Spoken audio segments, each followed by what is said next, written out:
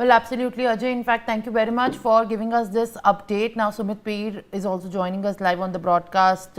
Mr. P, the first comments have been made by Prime Minister Narendra Modi. Of course, there were expectations of how PM Modi is going to now react to this kind of dastardly attack on a public address and gathering.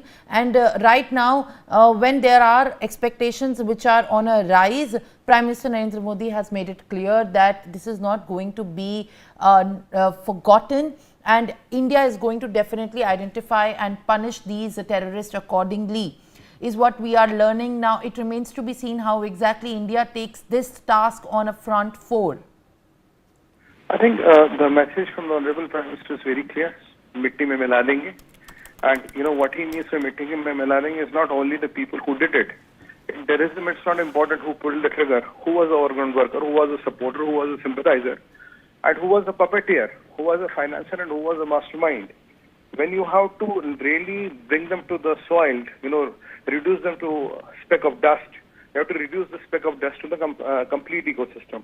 I think Prime Minister is very clear that the ecosystem will be dismantled, which includes their perpetrators and masters in Pakistan, their sympathizers in India, and all the people who are a part of that ecosystem. It's a clear message that the ecosystem will be dismantled. It's not about those 4 terrorists any longer. Message is very clear. I remember when just before the Uri, Honorable Prime Minister was in Churu, I believe. From there, he sent one simple message, and after that, Uri and Balakot and all what we had to do following that surgical strikes happened. Here, the Honorable Prime Minister started with 1 minute ki shanti. He requested everybody to be on their places. Let's have the 1 minute silence for the people who have lost their life. And I think the intention of the Prime Minister is very clear. The intention of India is very clear. And the mood of India is very clear. We are not going to let it go. We are not forgetting it. We are not forgiving it. And we are not in a mood to let it go. We will dismantle the complete ecosystem. And ecosystem means financial, local, these terrorist disposables, their masters, sympathizers, money, Pakistan Army, ISI, the complete ecosystem will be dismantled so that this ecosystem can never ever produce a product what they did last time. And we're talking in the morning about that cake celebration and all. They will have we will soon send our durian cake to Pakistan embassy, so they will know how the cakes taste. But it's a very clear signal. I think we have already started what we needed.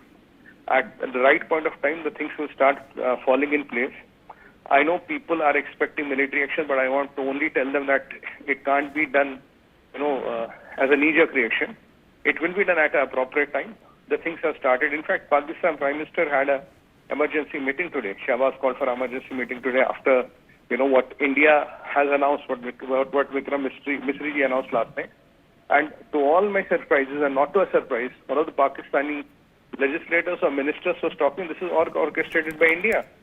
This attack never happened. This was a flagship operation by India just to defame Pakistan. You can now understand the kind of jihadis and illiterates you are dealing with.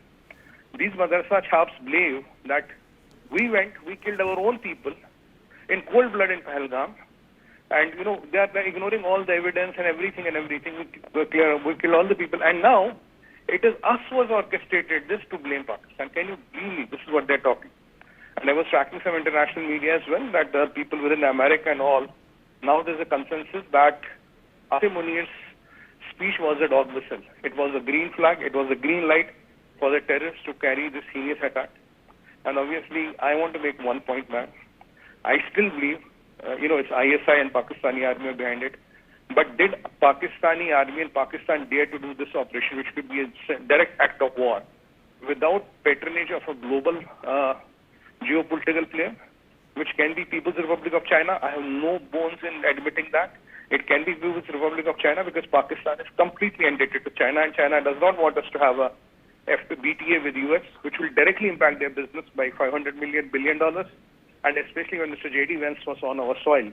I mean, these all raise very serious doubts and suspicions that Pakistan had somebody's patronage, had somebody's go-ahead to do this, but nevertheless, it doesn't matter whom they had the go-ahead and who approved it, but the Pakistani army in Pakistan will pay a daring price. And after that, and by the grace of God, I think 2-3 years down the line, there will be nothing called Pakistan. It will be 5 small countries or 4 of them, and they will all have good names, and we hope to have good relations with newly formed neighbors, and these newly formed neighbors will realize that this, Ivan Takwa Jar Fizibillah is not going to work. That is not how the things are going to work. They better fall in line and they better live and let live. But if you fiddle and mess around with India, you will be decimated. That is a message which has to go loud and clear.